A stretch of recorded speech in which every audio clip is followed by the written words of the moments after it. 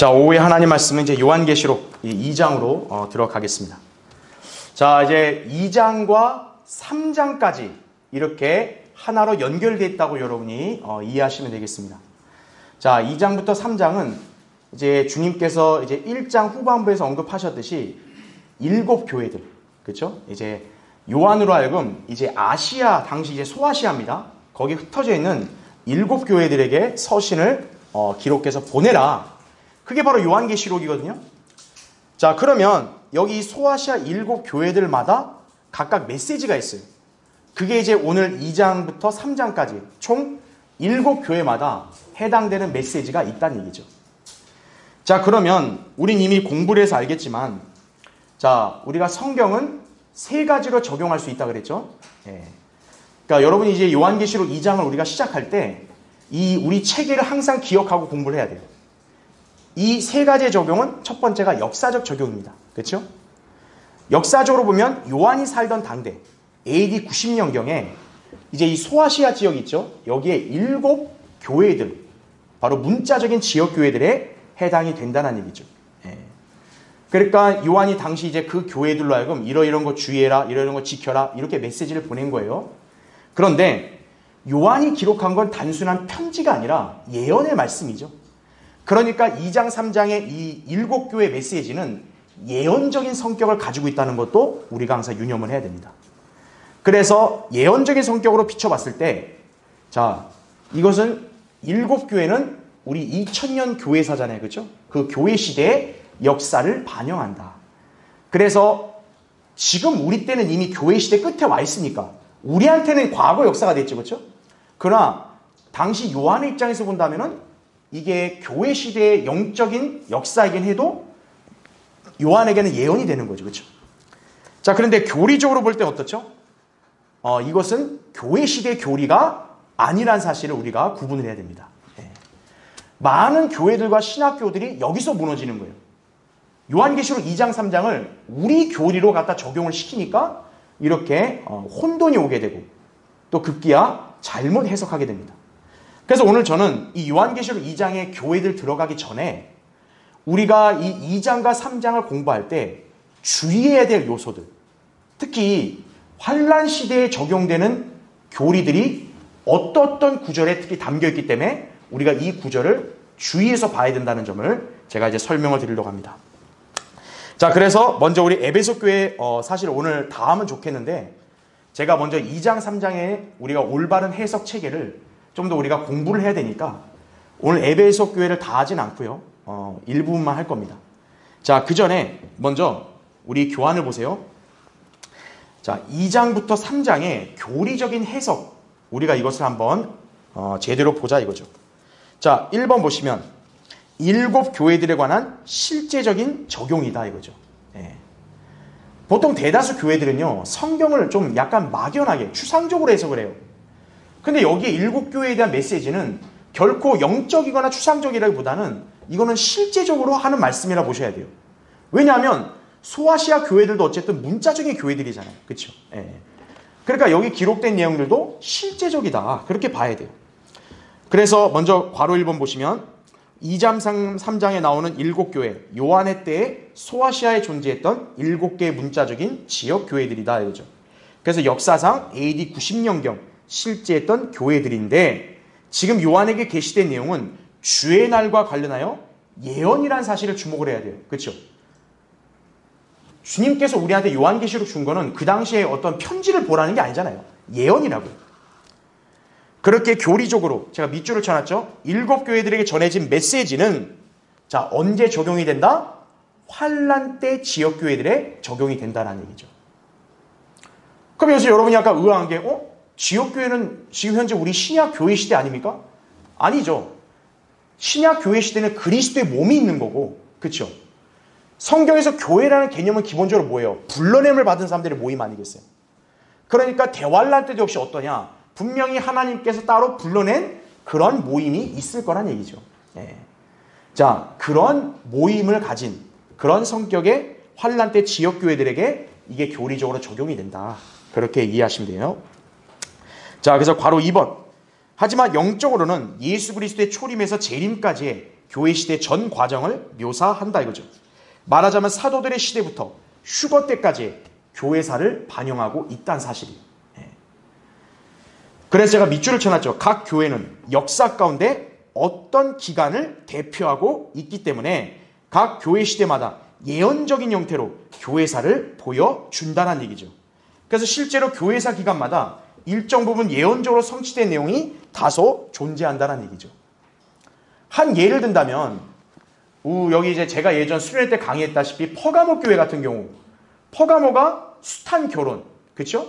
반란의 교리를 가르친다 그랬습니다. 그렇죠? 그게 바로 뭐냐면 세상과 음행이거든요. 그러니까 그 예언적인 요소가 어때요? 이제 우리는 이미 지났으니까 퍼가모 교회 시대 실제로 그게 드러났죠. 그렇죠? 예. 그러니까 이 계시록 2장 3장을 영적으로 우리가 해석을 할 때는 지금 우리는 이미 지나왔기 때문에 그 옛날에 교회 시대의 어떤 기간의 역사로 그렇게 우리가 받아들이면 되는 거죠. 영적으로는. 그렇죠? 그래서 우리는 이 7교회가 메시지가 왜 다 다르냐면 각 교회마다 2000년 교회사 기간 중에서도 해당되는 기간의 성격이 다르기 때문에 그런 거예요. 그 점을 우리가 잘 기억하면 됩니다. 자, 3번 보세요. 그럼에도 불구하고 여기 7교회에 관한 실제 구절들은 환란 시대 지역교회들에게 적용된다는 기본 원칙을 간과하면 안 된다 이거죠. 다만 우리는 2장부터 3장을 다룰 때 교리적인 적용, 영적인 적용을 각각 구분해서 살펴보아야 한다는 얘기죠. 그래서 저는 이제 그 다음 시간부터 이제 그 에베소부터 라오디케아 교회를 강의할 때 이제 여러분한테 이 구절의 어떤 예언적인 의미를 설명해 드릴 뿐만 아니라 실제 우리 교회사 기간에 우리보다 앞선 시기, 그렇죠? 예, 그 시기에 이렇게 어떤 일들이 펼쳐졌는가 그것도 제가 여러분한테 이제 강의를 하려고 합니다. 그래서 요한계시록 2장 3장의 내용은 사실 방대한 거예요. 공부할 게 참 많다 이거죠. 그렇죠? 자, 그렇다고 해서 우리가 간과하지 말아야 될 게 지금 우리는 어느 교회 시대에 살고 있습니까? 우리는 라오디케아죠. 그럼 우리는 라오디케아 메시지만 딱 받아야 돼요? 아니죠. 에베소 교회든 스머나든 퍼가모든 두아티라든 결국 이게 시대의 딱 어떤 역사의 성격을 반영하는 거지 이 교회들의 메시지는 우리한테 교훈으로 적용될 수가 있다는 얘기죠. 예를 들어 이제 다음 시간에 보겠지만 에베소 교회의 문제가 뭐였냐? 첫사랑을 잃어버린 거예요. 그거는 오늘날 우리에게도 교훈이 되는 거죠. 우리도 첫사랑을 잃어버리면 안 되는구나. 예. 또 그런 교훈이 될 수 있는 거고, 그렇죠? 또 필라델피아 교회 시대는 이렇게 열린 문이 열렸는데 그들이 적은 능력으로 말씀을 지켰다. 아, 우리도 바른 성경의 말씀을 지켜야 되는구나. 또 그런 교훈을 우리도 받을 수가 있는 거죠. 예. 자, 그렇게 해서 우리는 어떤 시대, 어떤 지역 교회들을 우리가 볼 때도 우리가 실제적으로 교훈을 배울 수 있다. 자, 그 점을 우리가 잘 유념하면 되겠습니다. 자, 그럼 이제 2번 보겠습니다. 자, 지금부터 우리가 교리적으로 주의해야 될 구절들을 살펴볼 거예요. 2장과 3장을 이건 어느 교회 시대니까 이거 이렇게 우리가 해석할 수는 있겠지만 이거를 마치 교리처럼 적용하면은 위험의 소지가 있는 구절들이 있어요. 그러니까 그 구절들을 여러분이 대할 때는 이거는 환난 성도들에게 적용된다. 이렇게 여러분이 나눠야 돼요. 자, 그래서 이제 1번 보세요. 괄호 1번. 요한계시록 각 장에서 발견되는 특정하고도 분명한 교리들은 주로 환난 시대에 적용이 되는 거예요. 예. 자, 예를 든다면 1장 9절에서 왕국이 나오거든요. 왕국. 예.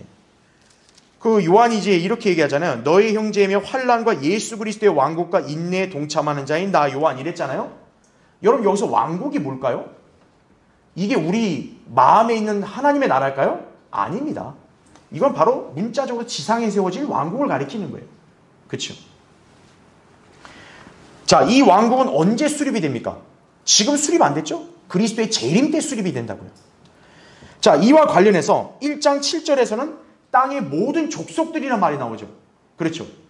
여러분, 땅의 모든 족속들이 애곡할 때가 언제일까요? 지금 애곡해요? 우리 죄인입니다. 하나님 애곡해요? 아니죠. 이들은 실제로 재림하신 그리스도의 광경을 볼 때 그때 애곡할 거라고요. 또 1장 6절에는 왕들과 제사장들이 영광과 권세 가운데 통치한단 말 나와요. 그렇죠? 자, 왕 같은 제사장이 우리가 통치할 때가 언제예요? 주님 재림한 천년왕국이죠. 그렇죠?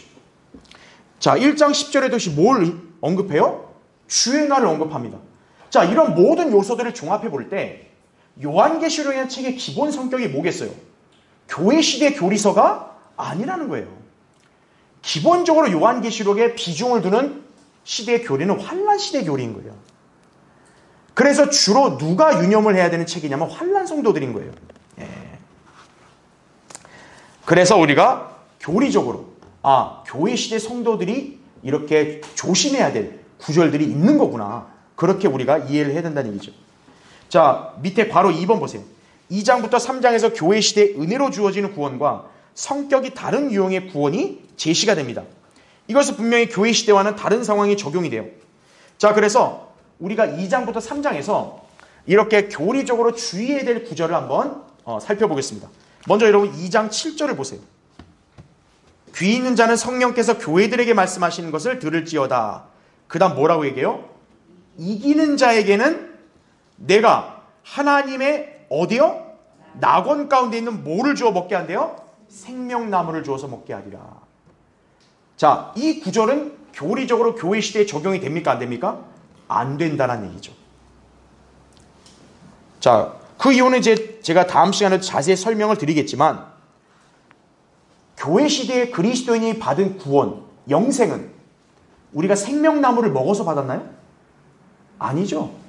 우리는 은혜로 받았죠. 그렇죠. 근데 계시록 2장 7절의 메시지를 듣는 대상은 자기가 뭔가 행위로 이겨야만 생명나무를 먹게 되고 생명나무를 먹어야 영생을 얻는 것으로 이렇게 돼 있잖아요. 그렇죠? 구원의 체계가 완전 다른 거죠. 자, 그래서 맨 밑에 이제 여러분 참조하시고 다음 페이지 보세요. 그래서 왜 계시록 2장 7절이 교회 시대의 교리가 아니냐? 우리는 생명나무로부터 영생을 얻는 게 아니죠.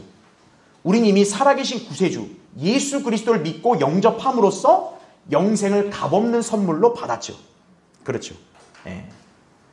그래서 이 구절은 교회 시대의 교리가 아니란 얘기죠. 자, 그 다음에 괄호 2번 보세요. 제가 밑줄을 쳐놨죠. 여기 생명나무는 그럼 어떤 생명나무일까요? 지금 여기 기록되고 보니까 하나님의 낙원이란 말이 있죠. 그렇죠? 그렇죠? 예. 여러분 그 옛날에 창세기에 보면 에덴 동산이 뭡니까? 당시 인간들이 하나의 낙원이죠. 그렇죠? 에덴 동산에 바로 뭐가 있었어요? 생명나무가 있었죠. 아담과 이브가 만약에 시험을 이겨냈다면 그 생명나무를 먹을 수 있었을 거예요. 그렇죠? 예. 그래서 여기 생명나무가 아담에게 금지되었던 바로 생명나무란 얘기죠. 그러니까 이게 왜 금지됐습니까? 아담이 타락을 했기 때문에 죄성이 들어옴으로써 죄 있는 상태로 영원히 사는 것은 그거는 복이 아니죠. 그렇죠? 그래서 아담에게는 생명나무가 금지된 거예요. 근데 이게 언제 열리는 거예요? 영원시대 가면 열리는 거예요. 이게. 그러면 영원시대 때 이 생명나무는 어떤 조건을 이렇게 성취한 사람이 이걸 먹을 수 있는 거예요? 행위로 구원을 받은 사람들. 마치 뭐와 똑같냐면 여러분 아담과 이브를 생각해 보세요. 아담과 이브도 만약에 뱀의 유혹, 시험을 이겼다면 그러면 당연히 그들에게 뭐가 허락이 됐겠어요? 생명나무의 과실이 허락됐겠죠. 그때 아담과 이브에게 필요했던 건 믿음이 아니죠. 왜냐? 하나님을 직접 보는데 무슨 믿음이 필요해요? 그들에게 오직 한 가지 행위. 선과 악이 지게 나무의 열매를 먹지 말라는 행위예요. 그 행위만 잘했으면 생명나무 참여했던 거죠. 근데 이들은 그걸 못했기 때문에 금지됐죠. 그런데 이제 나중에 가서 어떻게 된 거예요? 이제 행위로 구원을 지킨 사람들에게는 이 생명나무 과실이 허락이 되는 거예요. 그게 영원시대라는 거죠. 그래서 이 사람들은 그 생명나무의 과실을 먹고 영생을 얻는 거예요. 비로소. 예. 그래서 그게 어디에 나오냐면 계시록 22장 14절에 나온다 이거죠. 계시록 22장 14절에. 그래서 여러분 잠깐 보죠. 계시록 22장 14절 보세요. 예.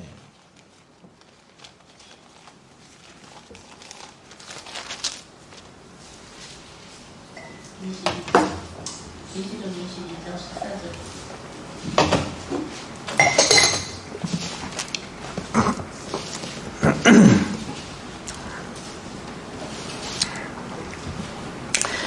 자, 계시록 22장 거기 14절 보면요. 그의 계명들을 자 어떻게 하는 사람들? 행하는 자들은 복이 있나니. 자 여기 믿음이라는 단어가 나와 안 나와요? 안 나오죠? 잘 보세요. 이는 그들이 생명나무에 대한 뭐를 갖는데요? 권리를 가지며 또 그 문들을 통하여 도성 안으로 들어가게 하려 함이니라. 이렇게 말씀하는 거죠. 아하, 계시록 2장 7절에 낙원 가운데 있는 생명나무, 이 과실은 나중에 이제 어디에 있냐면 바로 영원 시대는 새 예루살렘에 있다는 걸 알 수 있겠죠. 그러니까 이 민족들, 행위로 구원을 지킨 그런 사람들은 이제 그곳에 들어와서 생명나무의 과실을 먹게 되는 것이죠. 예. 그럼으로써 어떻게 되는 거예요? 영생을 받는 거예요. 영생을. 예. 자, 행위로 구원받는 부류를 크게 얘기한다면 환란 성도들이겠죠. 두 번째는 누구겠어요? 천년왕국 성도들이겠죠. 천년왕국도 역시 아담 때처럼 어때요? 행위만 지키는 거죠. 그렇죠? 예. 자, 그래서 영생을 행위를 통해 얻는 구원 방법, 이것은 그리스도인에게 적용되지 않는다는 사실입니다. 그래서 계시록 2장 7절의 말씀 때문에 그래서 우리가 계시록 2장은 교리적으로 교회 시대에 주어진 게 아니라고 우리가 설명을 하는 거예요. 그래서 자, 그 다음에 이제 3번을 보세요. 우리 교환에 자, 두 번째는 어떤 구절이냐? 여러분 계시록 2장 26절을 이제 보세요. 이번에는 자, 계시록 2장 26절에는 역시나 행위의 성격을 가진 말씀이 나와요. 보시면 첫 번째 이기고죠. 이기고 그 다음 뭐라고 나와요? 나의 일들을 어떻게 하는 사람이요? 끝까지 지키는 자에게는 내가 민족들을 다스릴 권세를 줄 것이요. 이렇게 나오죠. 자, 민족들을 다스리는 것 통치에 대한 유업입니다. 그렇죠? 이 통치에 대한 유업이 뭐예요? 바로 끝까지 지키는 자다. 그럼 여러분 딱 끝까지란 말 들으면 딱 어디서 연상이 많이 되죠. 그렇죠? 마태복음 24장 13절에 우리 너무나 유명한 구절. 끝까지 견디는 자는 구원을 받으리라. 아, 환란 시대의 교리구나. 이게 바로 구원 교리구나. 이거죠. 그래서 환란 성도들도 역시 어때요? 천년 통치에 참여합니다. 왜냐? 끝까지 그들은 믿음을 지키고 목배임을 당했기 때문에. 그게 바로 이게 끝까지 지키는 자예요. 예. 그래서 히브리서 3장 14절에도 처음에 확신을 끝까지 굳게 붙들면 그리스도께 참여한다. 이렇게 나오는 거예요. 끝까지. 그러니까 끝이라는 게 개인의 일생의 끝이 아닌 거예요. 바로 어떤 기간의 끝. 바로 마지막 때를 가리키는 거죠. 예. 대환란 때까지 끝까지 견디는. 그래서 이 계시록 2장 26절도 환란시대 교리다. 보시면 되고. 자, 밑에 4번. 자, 이번에 어떤 구절이냐. 계시록 3장 5절이에요. 역시나 이기는 자는 자, 뭐를 입는데요? 흰옷을 입을 것이요. 그 다음에 여러분 거기 굉장히 의미심장한 표현이 있습니다. 내가 그의 이름을 어떻게 한대요? 생명의 책에서 지워버리지 아니할 것이요. 이렇게 나옵니다. 여러분 생명의 책에 이름이 등재된다는 얘기는 구원받은 사람이라는 뜻이겠죠? 구원받은 사람은 영생을 가졌기 때문에 생명책에 자기 이름이 등재가 돼요. 그런데 이 구절을 보니까 지금 약간 뉘앙스가 어때요? 자칫하면 생명의 책에서 이름이 지워질 수가 있는 거예요. 바로 이기지 못하면 생명의 책에서 자기 이름이 지워질 수 있다는 거죠. 행위구원이죠. 정확히. 그렇죠? 예. 그래서 생명의 책에서 이름이 지워질 수 있다는 뜻. 이것은 구원이 영원히 보장되지가 않는다는 얘기예요. 자기가 행위로 끝까지 지켜야 되는 거예요. 예. 자, 우리 그리스도인들 어때요? 우리 그리스도인들은 생명책에 이름이 지워져 안 지워져요? 안 지워집니다. 우리가 받은 구원은 영원히 보장이 되고 영원한 생명을 이미 소유했기 때문에 여러분의 이름이 저 하늘의 생명책에 딱 등재된 순간 지워져요? 안 지워져요? 안 지워진다는 얘기죠. 그래서 이 구절도 역시 교회 시대의 구원 교리가 아니란 사실이에요. 자, 그 다음에는 이제 5번 계시록 3장 16절이에요. 여러분 3장 16절을 보세요. 내가 그처럼 미지근하여 이렇게 나옵니다. 이게 주님이 라오디케아 교회를 지칭하는 거거든요. 내가 그처럼 미지근하여 차지도 아니하고 덥지도 아니하기 때문에 거기 잘 보세요. 내가 너를 어떻게 하겠대요? 내 입에서 토해내겠노라 이거죠. 자, 그리스도인이 하나님 보실 때 아주 그냥 이 죄 짓고 말썽 피우고 그러면 하나님이 왜 토해내면 이 그리스도인은 떨어져 나가나요? 아니죠. 그리스도인은 자기가 하나님의 위장에서 나갈 염려할 필요 없습니다. 왜죠?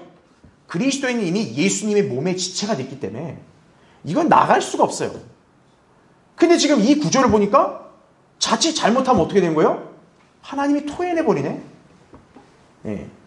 하나님에게서 떨어져 나가는 거죠. 바로 구원을 잃어버리는 것을 여기서 얘기를 하고 있는 것이죠. 예. 그렇기 때문에 이거는 역시 우리 교회 시대의 교리가 아니다 이거죠. 예. 자, 제가 5번에도 밑줄을 쳤지만 고린도서 12장에서 자, 우리는 예수님의 몸의 지체라고 분명히 묘사가 되어 있죠. 그렇죠? 에베소 5장에도 그의 몸과 그의 살과 그의 뼈의 지체라고 명시가 되어 있다고요. 예. 그렇기 때문에 우리는 토해냄을 당할 존재가 아니에요. 그러나 여기 계시록 3장의 라오디케아 교회는 달라요. 이 지역 교회는 자칫하면 하나님에게서 떨어질 수가 있는 거예요. 바로 왜 그러냐? 이 지역 교회는 환란 시대의 교회이기 때문에 그런 거예요. 예. 그러니까 환란 때 남아있는 사람들은 행위로 끝까지 지켜야만 떨어져 나가지가 않게 된다. 자, 이러한 성격이 구절구절마다 배어있기 때문에 그래서 요한계시록 2장 3장은 교리적으로 교회 시대의 말씀이 아니라는 점을 우리가 잘 유념해야 되는 거예요. 예. 영적으로 우리가 교회 시대에 이런 역사가 이렇게 반영이 됐다라고만 우리가 인식을 하는 거지 이 구절을 갖고 마치 우리가 오늘 적용해서 지키고 이런 게 아니란 사실이죠. 예. 자, 그래서 교회 시대와는 다른 세대의 교리로 적용을 해야 된다. 바로 환란 때 내용이다. 그걸 우리가 잊지 말아야 된다는 얘기죠. 여러분이 그거를 염두에 두고 이제 계시록 2장 3장을 공부해야지 헷갈리지 않고 올바로 구분해서 여러분이 이해할 수가 있게 됩니다. 자, 그럼 이제 우리 들어가 보겠습니다. 첫 번째 에베소 교회입니다. 자, 이제 요한계시록 거기 2장 1절 한번 보십시오. 예. 자, 우리 이제 7교회 중에 첫 번째 교회. 자, 교회의 역사 가운데서는 초기 교회 시대예요. 자, 한번 보시죠. 에베소 교회 천사에게 편지하라. 오른손에 7뼈를 가지고 7 금초대 가운데서 거니시는 분께서 이 일들을 말씀하시느니라. 이렇게 나옵니다.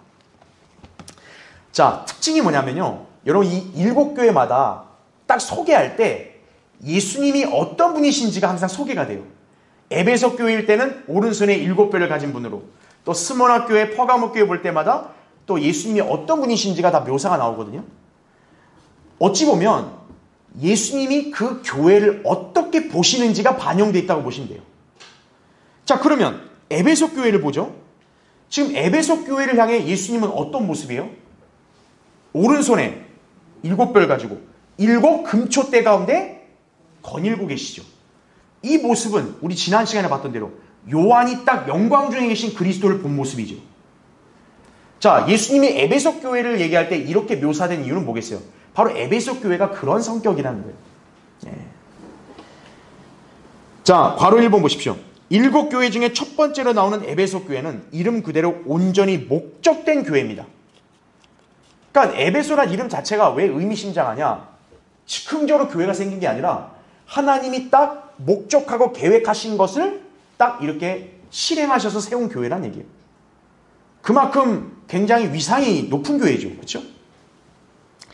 예수 그리스도의 사역을 시작으로 해서 하나님의 목적에 따라 형성된 교회인 거죠. 그래서 에베소라는 말이 왜 이렇게 적합하냐면 여러분 교회가 처음에 어떻게 시작한 거예요? 예수님이 제자들과 모임을 가지며 시작됐고 예수님의 십자가 사건 이후에 그리스도의 몸이 생기고 그 교회의 기초가 누구예요? 사도들이죠. 그렇죠? 사도들이 기초가 돼서 모임이 시작이 됐죠. 그게 바로 무슨 교회예요? 에베소 교회 역사라는 거죠. 그래서 에베소란 이름이 딱 적합한 거죠. 목적된 하나님의 목적 가운데서 딱 계획이 실현되어 교회가 세워진 거기 때문에 시작된 거기 때문에 그래서 이 에베소 교회는 특징을 보면 아주 열심히 일한 교회고 성경대로 행했다는 얘기죠. 사도시대에 해당되는 기간의 역사를 반영한다 보시면 되죠. 그럼 여러분도 다 감이 오시잖아요. 사도들은 신실하게 사역했잖아요. 그렇죠? 예. 그래서 괄호 2번 보세요. 제가 밑줄을 쳐놨습니다. 그래서 이 교회에 관해 말씀하시는 주님의 모습을 오른손에 7뼈를 가지고 7 금초대 가운데 거니시는 분으로 묘사하고 있는 것은 총열처럼 고닫고 주님을 위해 성경적으로 온전한 목적을 수행했던 강한 정통성을 지닌 교회라는 것을 잘 보여주는 거예요. 예. 정말 하나님의 목적 가운데 세워진 정통성 있는 교회다. 이것을 보여준다는 얘기죠. 예. 그래서 괄호 3번에 보면 이것은 교회사 초기, 곧 사도들이 주축을 이루었던 초기 교회 시대가 얼마나 성경적으로 올바른 길을 걸었는지를 잘 반영해주고 있다는 얘기죠. 그러니까 에베소 교회는 딱 아주 질서도 잘 잡히고 딱 하나님의 위엄을 잘 드러낸 교회예요. 그렇게 교회가 비춰졌던 거예요. 다만 이 교회에 유일한 문제가 있었어요. 다음 시간에 보겠지만 바로 첫사랑을 잃어버린 거죠. 그러니까 이 교회가 시작은 좋았고 굉장히 딱 정통성 있게 위엄을 갖춘 교회였는데 어느 순간 이 교회가 흐지부지 돼버린 거예요. 예수 그리스도와의 개인적인 관계가 차츰 의식적이고 형식적으로 냉랭해지기 시작한 거예요. 예. 즉 역사를 보면 어떻게 되겠어요? 사도들은 잘했는데 사도들이 죽었잖아요. 사도들을 뒤이은 이제 교부들이라 얘기하거든요. 그 교부들 때부터 좀 이제 엉망이 된 거예요. 예. 사도들의 어떤 그런 믿음의 자세를 제대로 이렇게 전수받지는 못한 거죠. 전승하지 못한 거죠. 자, 이제 맨 밑에 2번 에베소 교회 천사 이렇게 얘기하는데 다음 페이지 보십시오.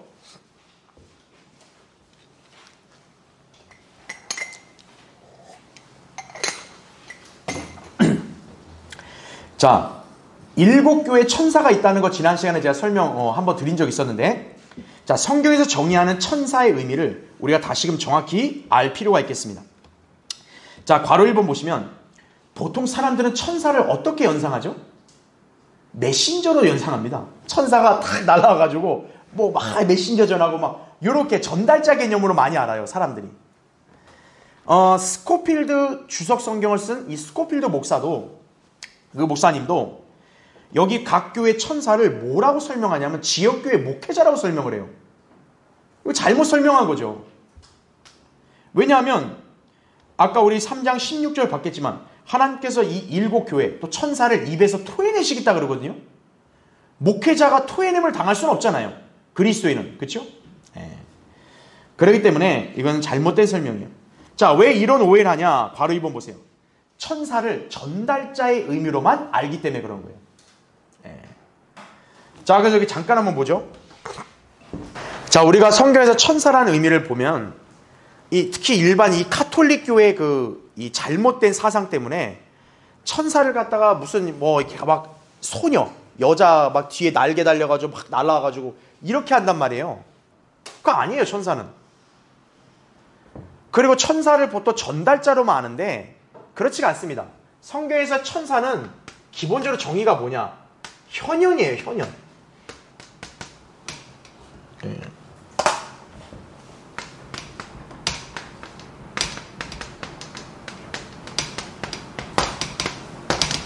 천사라는 것은 어떤 존재가 눈에 보이도록 나타나는 모습이에요.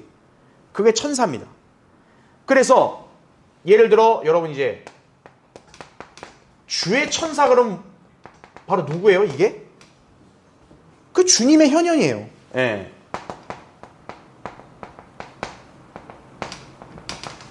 주의 천사라고. 주님의 현현이에요. 그렇죠. 예. 하나님의 천사, 하나님의 현현이에요. 하나님은 눈에 안 보이는데 하나님의 천사 그럼 어떤 거예요? 하나님이 눈에 보이게 현현, 드러내셨다는 거예요, 모습을. 천사는 바로 그런 개념인 거예요. 자, 그래서 이 천사는 어떤 역할을 하느냐? 전달자가 아니다가 아니에요. 전달자 역할도 합니다. 근데 문제는 전달자만이 아니라는 거예요. 천사의 역할은 전달하는 것도 있어요, 메시지를. 그렇죠? 그런데 성경에 실제 보면 천사는 메시지 전달 역할만 하진 않아요. 자, 예를 들어 어떤 역할도 하냐? 천사는 돕는 역할도 합니다.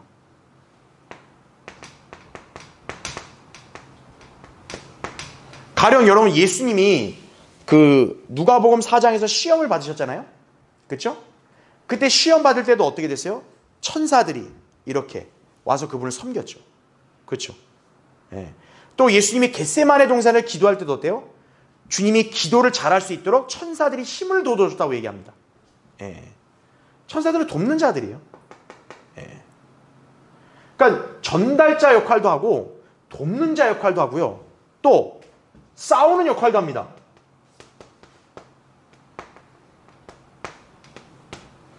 대표적으로 히스기야 왕 때, 그쵸? 천사가 내려와서 18만 5천 명의 아시리아 대군을 다 물리쳐버리죠. 하루아침에. 싸우는 역할도 됩니다. 그렇기 때문에 성경에는 천사가 그냥 메신저, 메시지만 전달하는 그런 역할을 하지 않아요.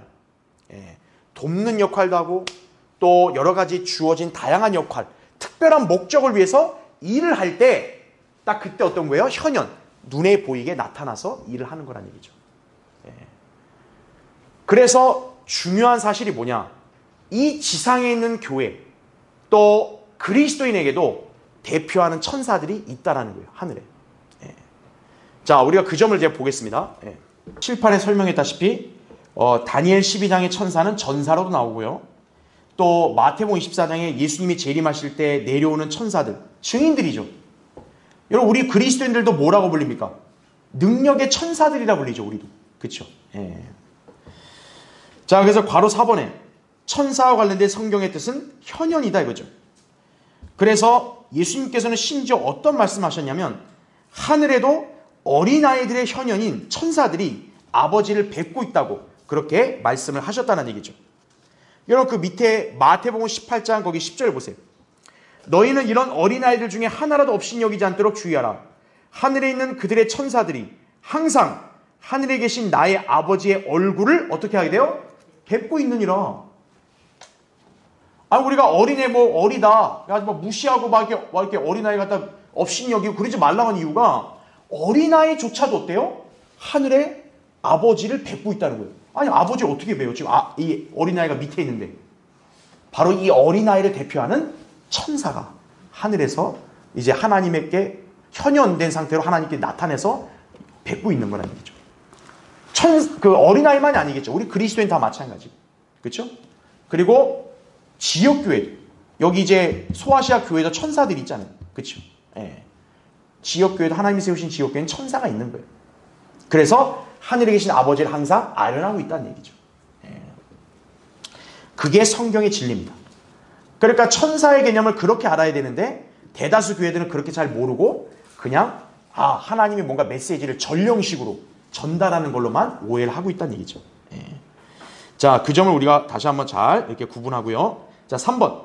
계시록 2장의 첫 교회, 에베소 교회는 초기 교회의 모습입니다.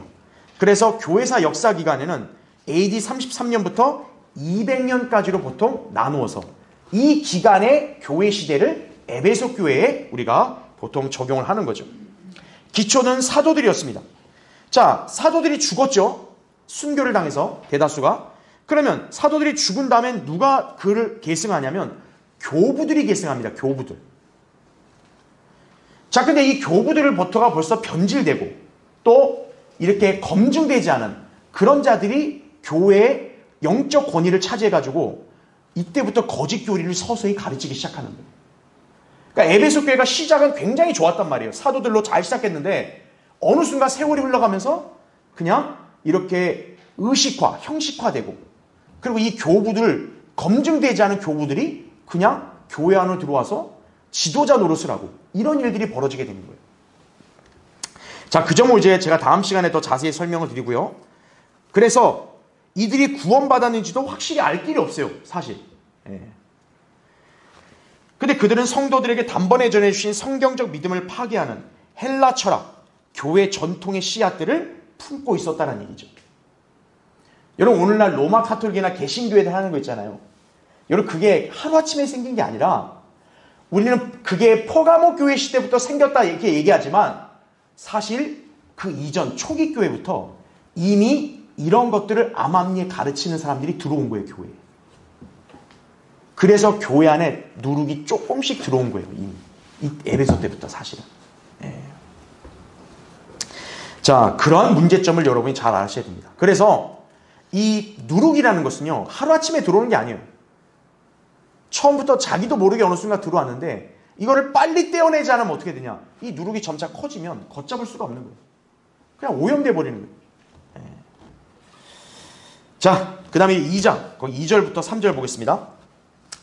내가 너의 행위와 수고와 인내를 알며 또 내가 어떻게 악한 자들을 용납지 아니한 것과 자칭 사도라 하면서 아닌 자들을 시험하여 그들이 거짓말쟁임을 찾아낸 것과 또 내가 참고 인내하며 내 이름을 위하여 수고하고 지치지 않은 것을 아노라 말씀하죠. 자, 칭찬 일색이죠. 정말 에베소 교회는 이렇게 잘한 거예요. 자, 그러면 1번 보겠습니다. 2절 3절에서 나온 내용을 면면히 보면 에베소 교회는 행위가 참 열심이었다. 수고했고 인내한 교회다. 그래서 부지런히 일하며 수고하는 교회였다는 얘기죠. 하나님께서 맡기신 일을 대충 하는 게 아니에요. 이 교회는 땀 흘려 일한 거예요. 예. 그러니까 주님은 그걸 칭찬하는 거죠. 참 너희는 수고를 열심히 하고 인내하고 그 다음에 지치지 않는구나. 잘하고 있다 이거예요. 그 다음에 2번 보세요. 자, 에베소 교회의 칭찬의 특징 중에 중요한 내용이에요. 거기 2절에 에베소 교회가 왜 칭찬을 받았냐면, 자, 내가 어떻게 악한 자들을 용납지 아니한 것과 자칭 사도라 하지만 아닌 자들을 시험하여 그들이 거짓말쟁이임을 찾아낸 것, 바로 이겁니다. 예. 다시 말하면 뭡니까? 에베소 교회는 뭐를 가진 교회냐? 영적 분별력을 가진 교회예요. 즉 그냥 아무나 교회 들어왔다 해서 잘했다. 야, 너도 나랑 똑같은 하나님 자녀다. 이게 아니라, 야, 우리 다 똑같은 교회다. 이게 아니라, 이 사람들은 시험을 한 거예요. 제대로 시험해서 정말 참된 신앙인지, 참된 교회인지, 그걸 시험해가지고 아닌 자들, 거짓말쟁이들을 딱 솎아냈다는 거예요. 그걸 칭찬하고 있는 거예요. 자, 밑에 괄호 1번 보세요. 에베소 교회는 아무 것이나 듣는 대로 믿지 않았다 이거예요. 성경으로 확인해 본 거예요. 왜냐하면 이 당시에도 소위 말하는 여기 나온 대로 사도, 자칭 사도가 막 오는 거예요. 나도 사도야. 그럼 사람들이 볼 때, 저 사람이 말로 사도라 그러니까 진짜 사도인가? 정말 사도 맞아? 나 사도야. 그냥 그대로 받아들인 게 아니라 사도인지 아닌지를 시험해 본 거예요. 너가 사도인 거 시험해 봐. 이거죠. 그렇게 찾아낸 거예요. 그래서 데살로니가서 5장 21절에 보면 바울이 이렇게 얘기하죠. 모든 일을 시험하여 보고 선한 것을 붙잡으라는 거죠. 맹목적으로 믿으면 안 돼요. 모든 일을 시험해 보는 거예요. 정말 성경으로 합당한지, 적합한지 판단을 하고 옳을 때 받아들이는 거예요. 에베소 교회는 그걸 잘한 거예요. 그러니까 자칭 사도에 안 속은 거예요. 예.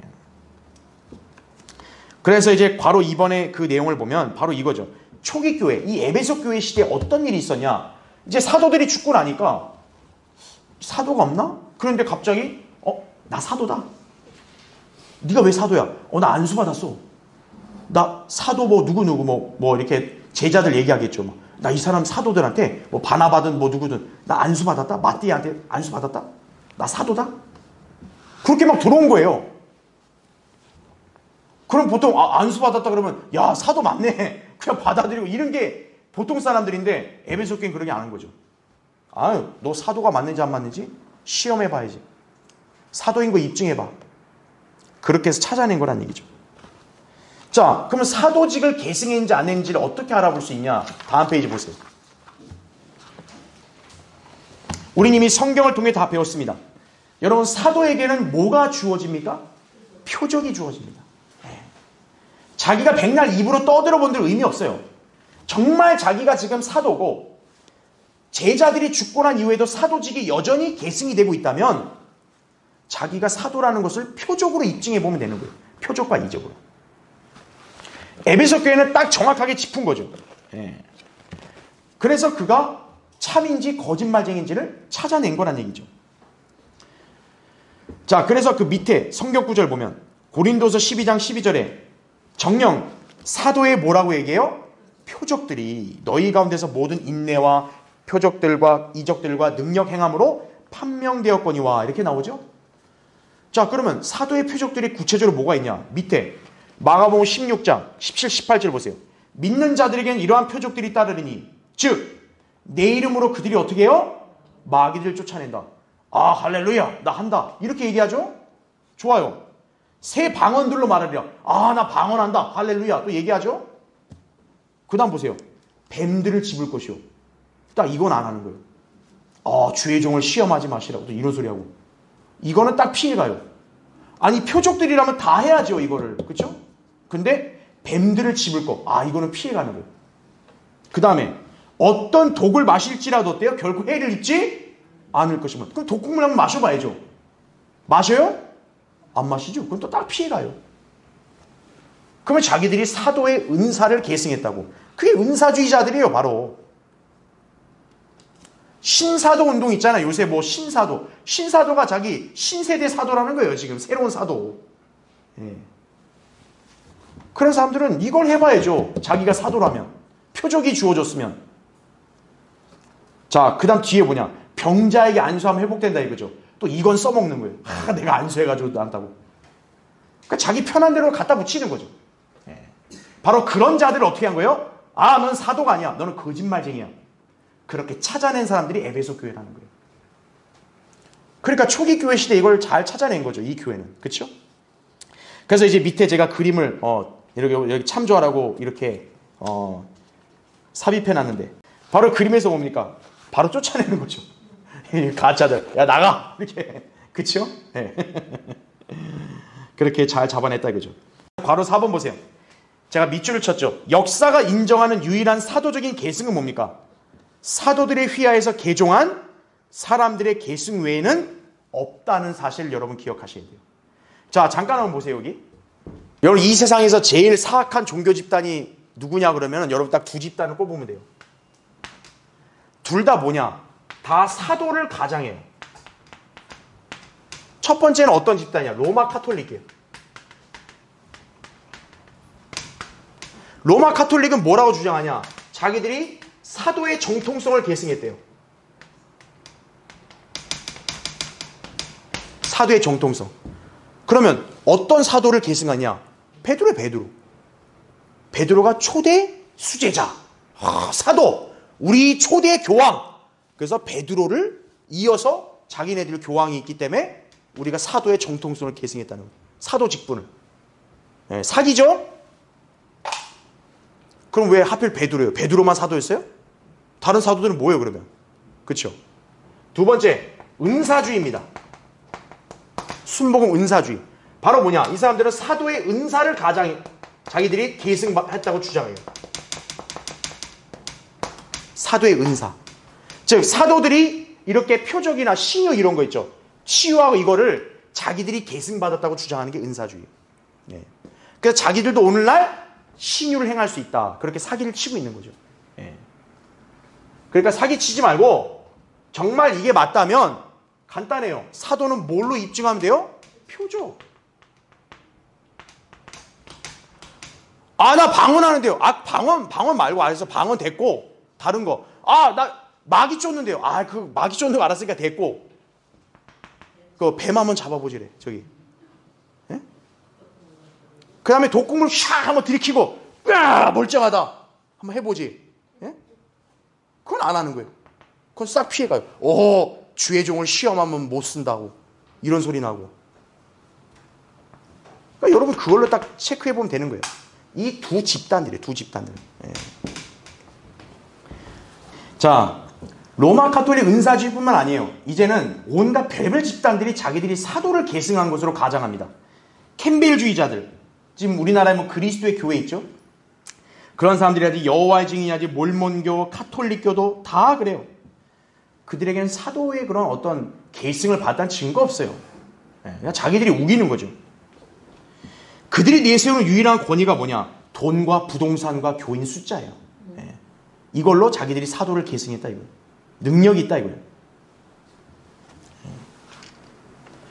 그들은 무지한 사람들을 협박해서 교회 출석이나 헌금, 성사 등을 강요함으로써 사람들의 마음과 양심을 통제하고 있는 거예요.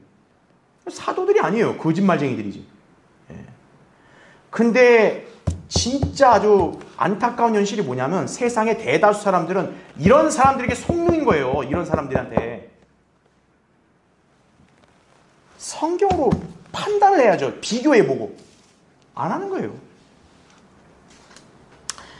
자, 초기 교회도 이런 부류의 사람들이 바로 존재했었지만 에베소 교회는 그들을 잘 알았고 철저히 시험해서 쫓아냈다는 사실이죠.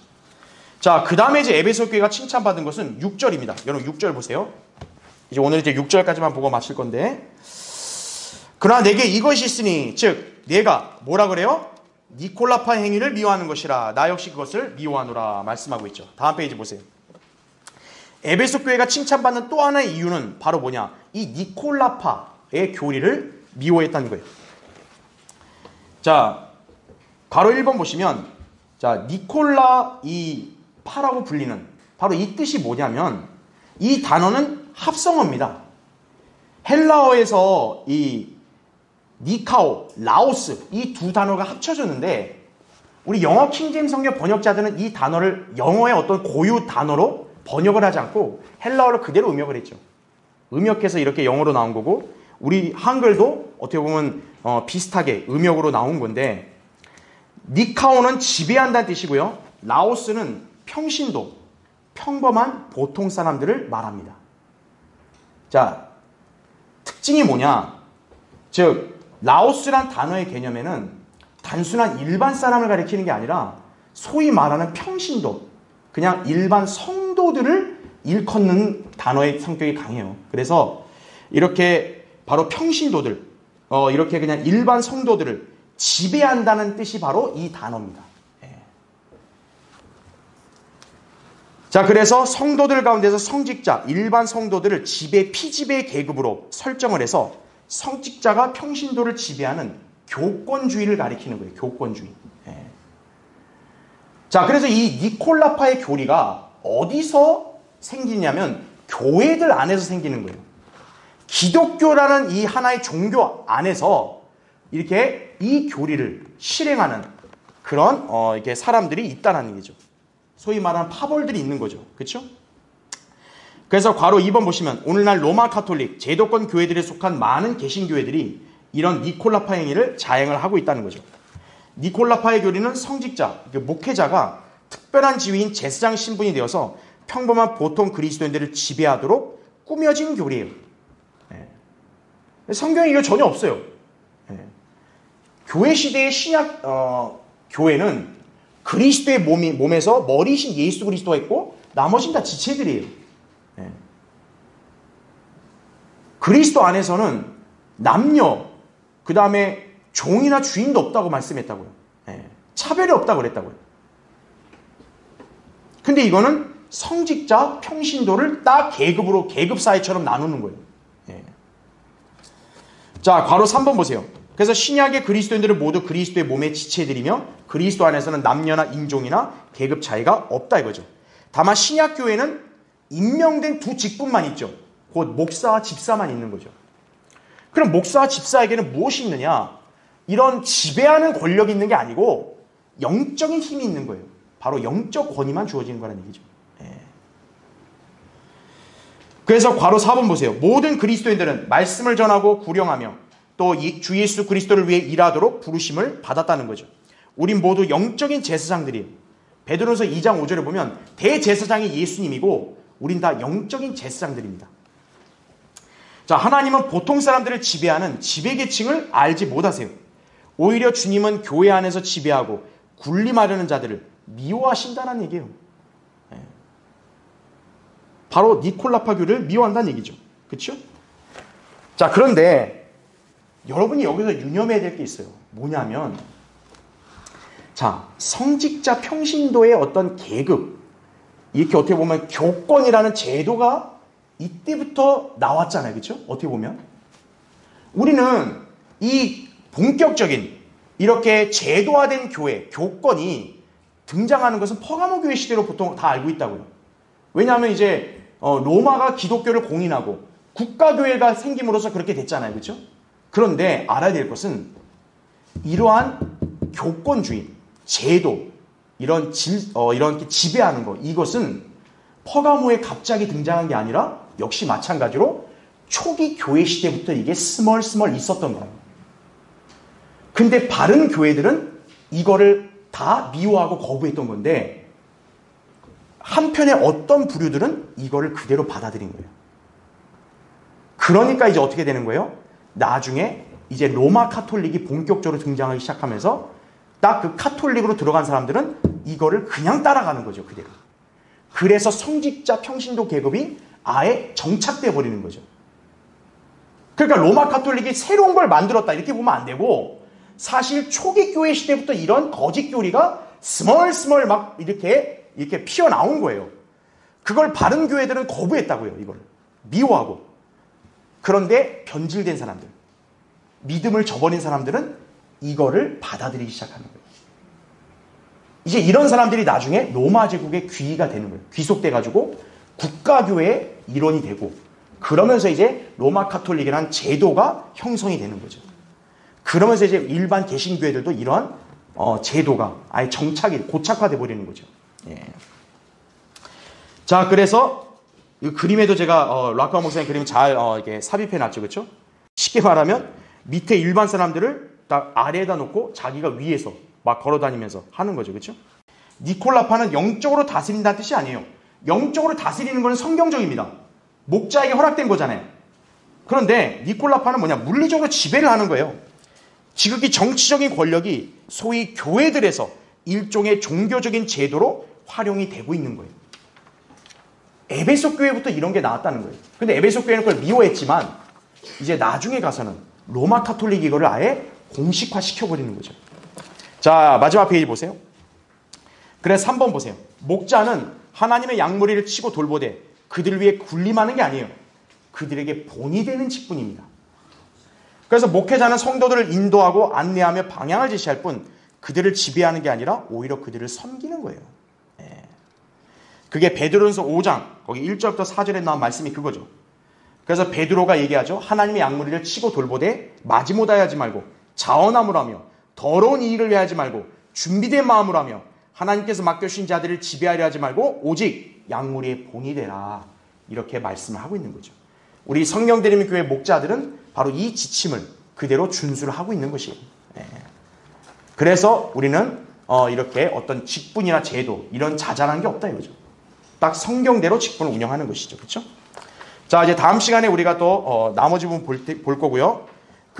제가 참고 자료 거기다 올려놨습니다. 이게 이제 에베소 교회에 관한 역사적 기록이에요. 그 당시에 에베소 그 지방에 어떤 유적이 지금까지 남아 있고, 또 이 에베소 지역의 특징이 뭐냐면